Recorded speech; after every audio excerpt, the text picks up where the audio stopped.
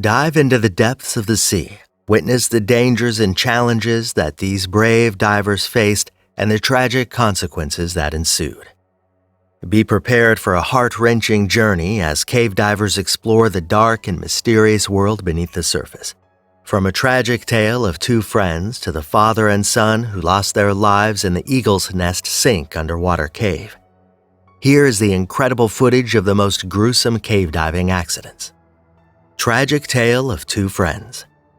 Friends Don Shirley and Dave Shaw attempted to recover the remains of a diver who had died a decade earlier in the Bushman's Cave in South Africa, diving almost 1,000 feet underwater. This depth is deeper than most have ever been to. Later, footage revealed that Shaw became entangled in the lines he was using to hoist the body and lost his light. Shirley experienced equipment failure and received too much oxygen, leading to a helium bubble that caused him to lose consciousness and let go of the guideline. He struggled in the darkness and disorientation, eventually righting himself, but had to wait for 10 hours to ascend safely to the surface. Sadly, Shaw's body was found attached to the body they were trying to discover. The 1973 Mount Gambier cave diving accident. In 1973, 4 recreational divers explored a flooded sinkhole in South Australia called the Shaft without proper planning and a guideline. They became lost and ran out of air, resulting in the death of the 4 divers.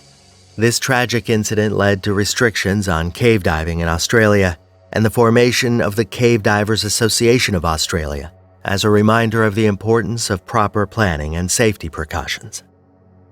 Inexperience leads to death in a narrow, silty cave.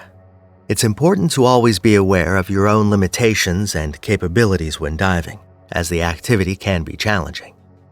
2 friends who were not experienced in cave diving drowned in an underwater cave in Lake Apopko because they didn't understand the dangers of the area they were diving in. They lacked the proper equipment and likely became disoriented and panicked when they stirred up debris, which reduced visibility. This tragic event emphasizes the importance of being properly prepared and aware of the risks involved in cave diving. Tragedy strikes Lithuanian divers during second dive.